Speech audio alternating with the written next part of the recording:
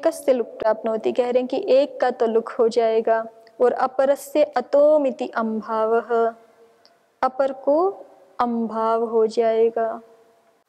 अम क्यों हो जाएगा, लुक ही हो। अपरस्य माने पयसा जुहोती में तो दिखा रहे हैं समूर्ण नपुंसकात से लुक होने लग जाएगा टा का। और जो है आज्य से उत्तर जो अम को आप अम को टा कर भी दोगे तो वो जो टा विभक्ति है वो स्थानीवत भाव से अम के कार्यों को प्राप्त करेगी। तो यहाँ पे समूर्ण नपुंसकात को बाध करके अतोम पाता है ना, जैसे फलम बनता है। पयस शब्द में तो पयह ही बनता है, सु और अम का लुक हो जाता है, लेकिन फलम फलम ऐसे बनता है ना, फलम फले फलानी फलम फले फलानी। तो सु अम को समूर्ण नपुंसकात से जो लुक पा रहा था उसको बाध के अतोम होता है, तो वो अम यहाँ पर होने लगेगा, ऐसा न्यासकार दिखा रहे हैं। तो यहाँ पर पद्मंजरीकार देखिए क्या कह रहे हैं, यवाग्वा अग्निहोत्रमिति क्व पुनर् अग्निहोत्र शब्दो वर्तते। अग्निहोत्र शब्द किस अर्थ में वर्तमान है, तो कहा हविषी, हवि को कहने के लिए अग्निहोत्र शब्द है, हवि को कहने के लिए। तेषु अग्निहोत्रम अधिश्रियेत अग्निहोत्रम शरशरायत तदाहुर्यस्याग्निहोत्रम अधिश्रितम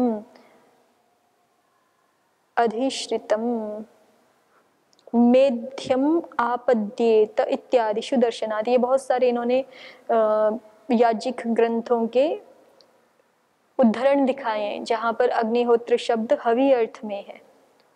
और जुहोतिरपि प्रक्षेपे, तो अग्निहोत्र शब्द का अर्थ बता दिया, अग्निहोत्र माने हवि और जुहोति का अर्थ यहाँ पे प्रक्षेप माने प्रदान करना, डालना। तो एकस्मिन्नेव प्रयोगे यवागु शब्दात् द्वितीया अग्निहोत्र शब्दात् एकस्मिन्नेव प्रयोगे यवागु शब्दात् तृतीया अग्निहोत्र शब्दात् द्वितीया यवाग्वाक्ष्यम हविर्देवतोद्देशेन प्रक्षिपति इत्यर्थः। एक ही प्रयोग में यवागु शब्द से तृतीया हो रही है, अग्निहोत्र शब्द से द्वितीया हो रही है।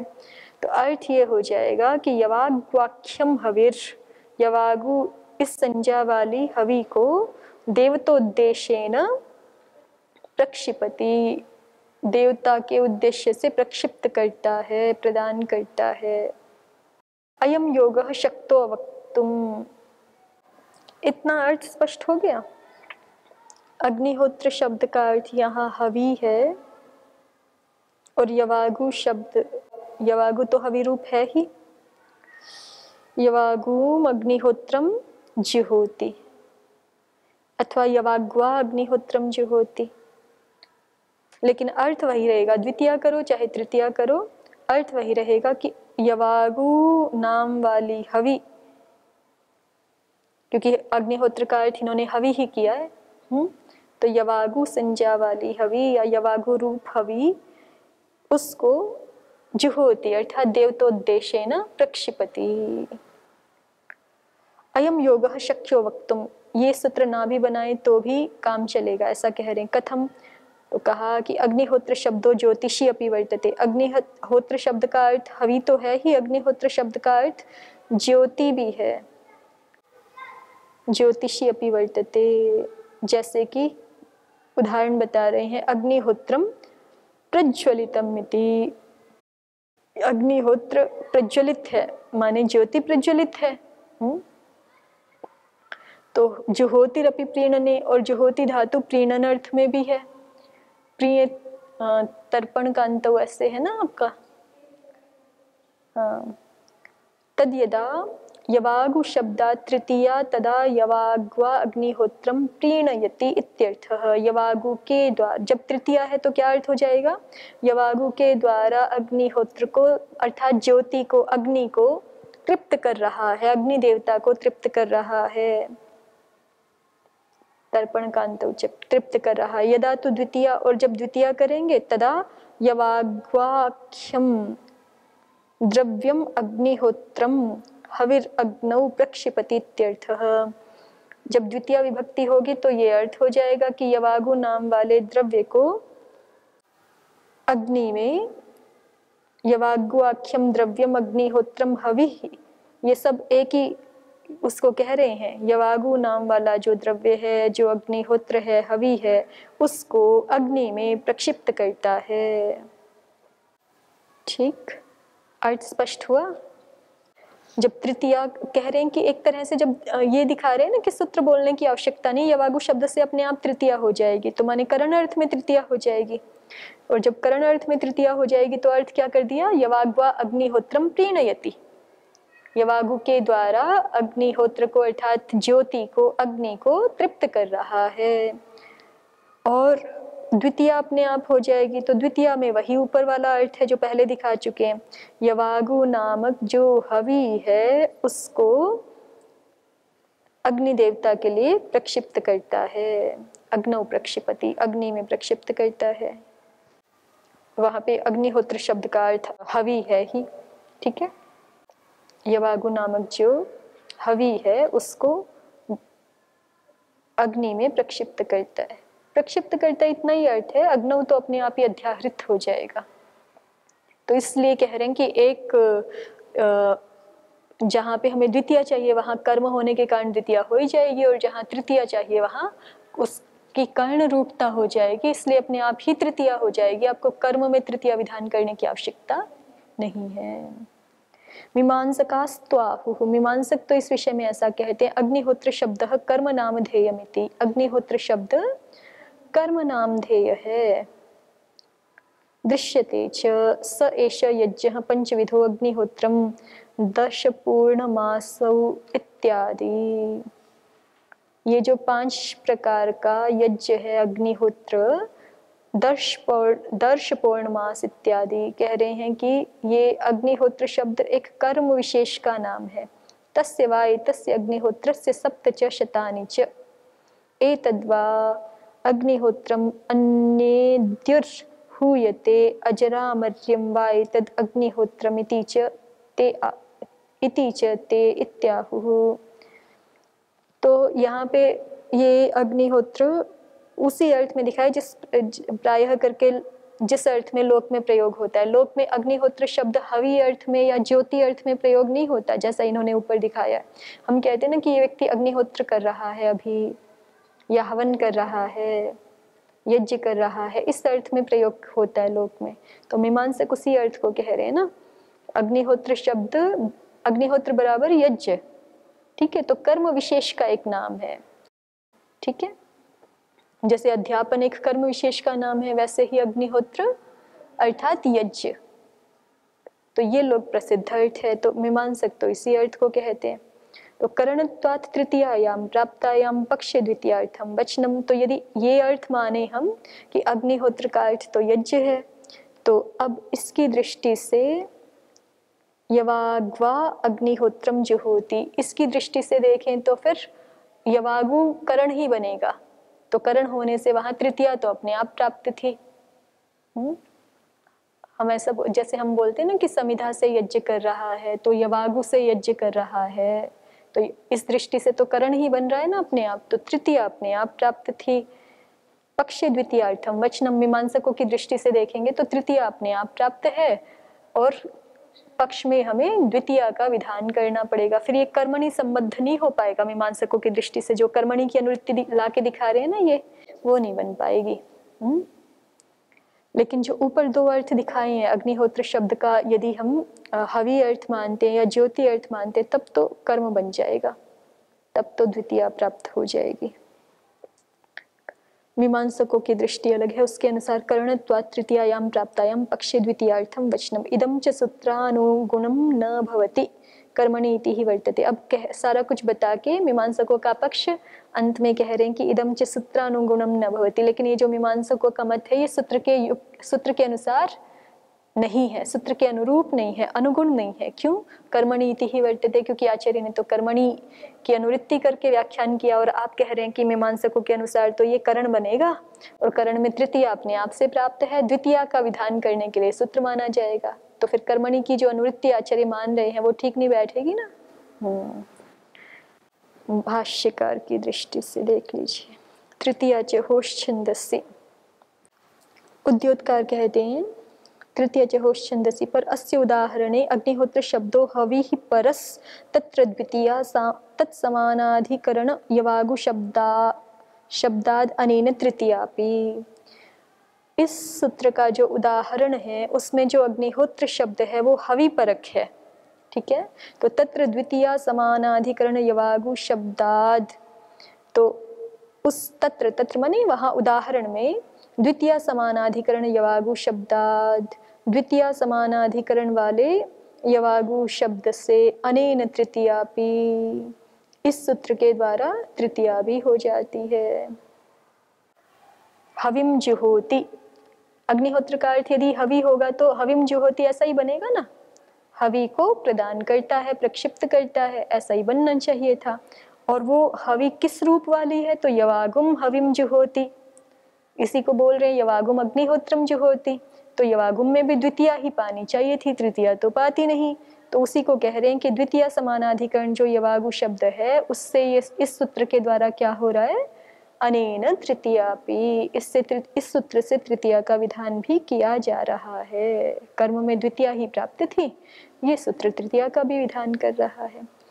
विरुद्ध विभक्ति अनवरुद्धत्वाच्च समानाधिकरण्यमिति सूत्रमतं भाष्यमतं च।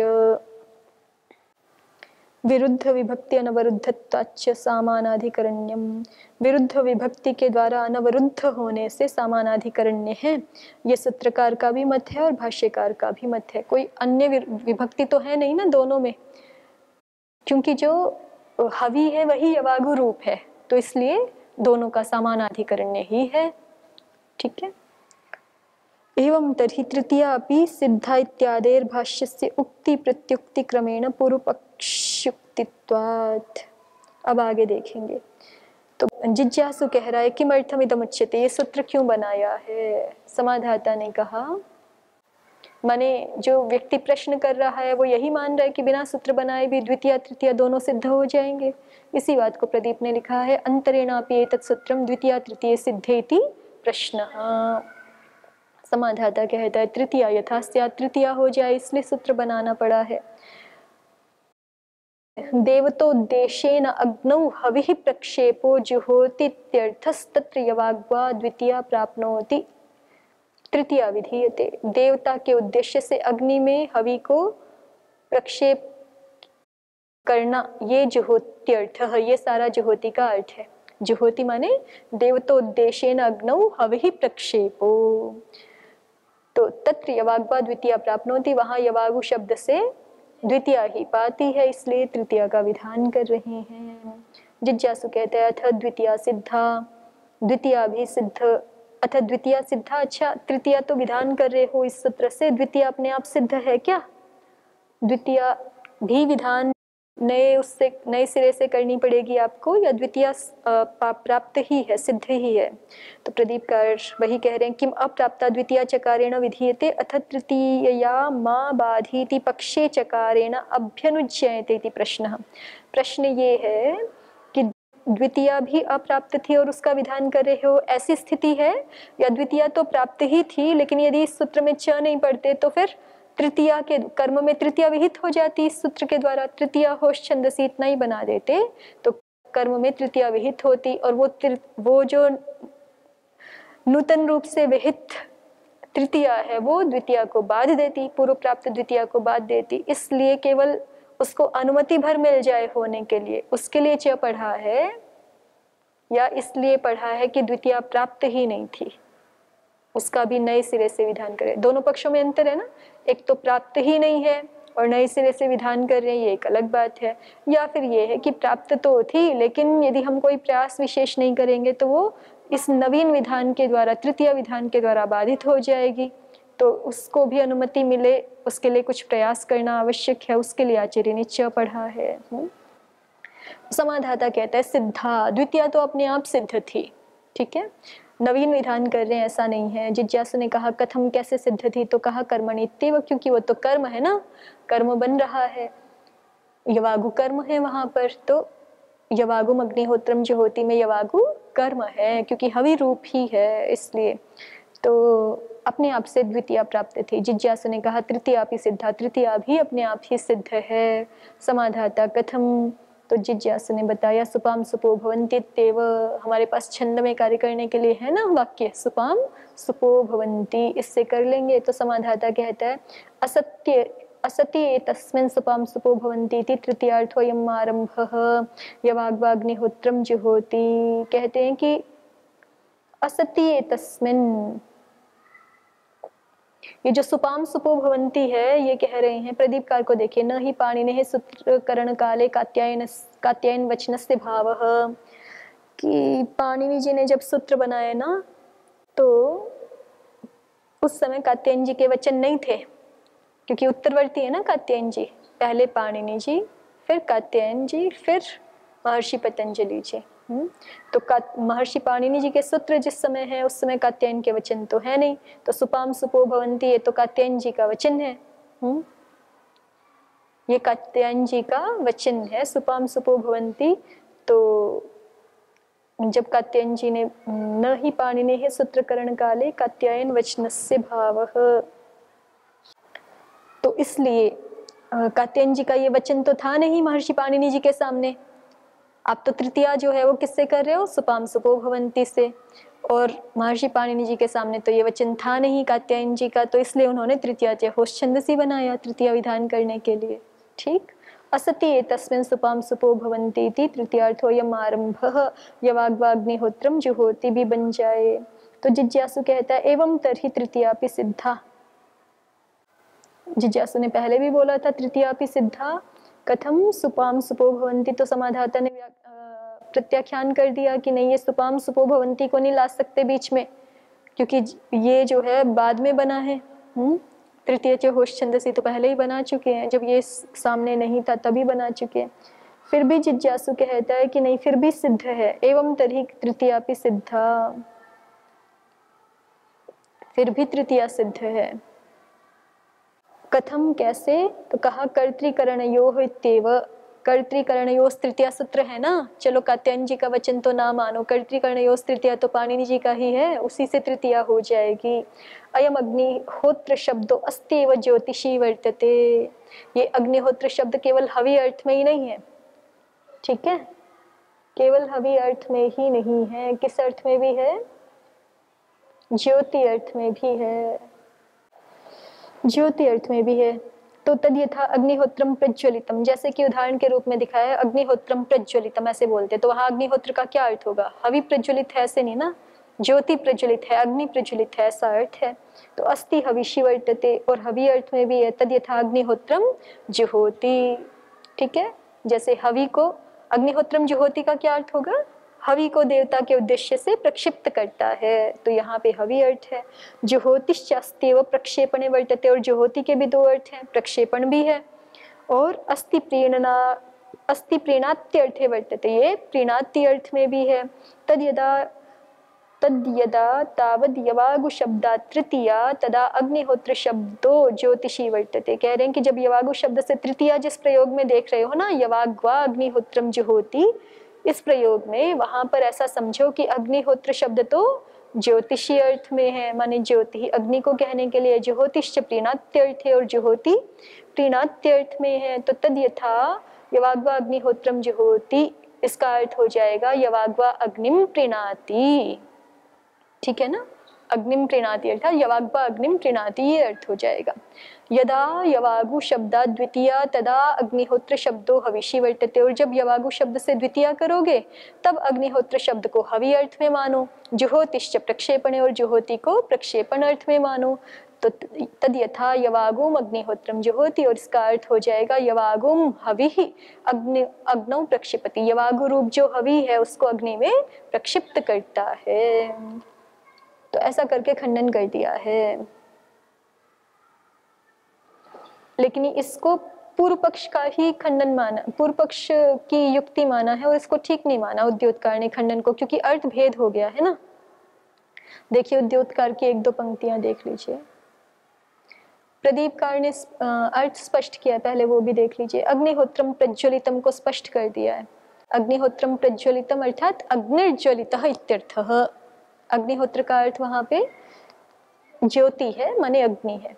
अग्निम प्रीणाति का अर्थ स्पष्ट कर रहे हैं। अग्निशु हूयमाने श्रुति प्रीणात्यर्थे जुहोते है प्रयोग दर्शनात्। जुहोति का प्रयोग जो है प्रीणाति अर्थ में भी होता है। अग्निशु हूयमानेषु, अग्नियों का जब प्रीणन तर्पण किया जा रहा है तब। ये पूरा वाक्य नहीं है, जैसे पूरा वाक्य कुछ ऐसा हो सकता है कि अग्निशु हूयमानेषु स आगतः, जब अग्नियों को ब्रह्मचारियों के द्वारा आश्रम में तृप्त किया जा रहा था, ठीक है, उनका प्रीणन किया जा रहा था, अर्थात उनमें जब हवि प्रदान करते घृत आदि की तो उनका प्रीणन होता है अग्नियों का। तो उस समय देवदत्त आया, अग्निशु हूयमानेषु स आगतः। पूरा वाक्य इस तरह से देख सकते। तो केवल इतना ही अभिप्रेत है कि हूयमान का अर्थ प्रीणाति भी होता है, क्योंकि यहाँ पे हूयमान का अर्थ प्रक्षेप लोगे तो अग्नियों में प्रक्षिप्त कर रहा है ऐसा होने लगेगा फिर, ठीक है। फिर कोई कर्म भी बीच में संबद्ध होगा, सीधे सीधे तो अर्थ नहीं हो सकता ना हु का यहाँ पर प्रक्षेप। प्रीणन अर्थ तो हो सकता है। अग्निशु हूयमानेषु, अग्नियों के तृप्त किए जाते हुए होने पर, ऐसा समय होने पर, यस्य च भावेन भाव लक्षणे का उदाहरण बन जाएगा।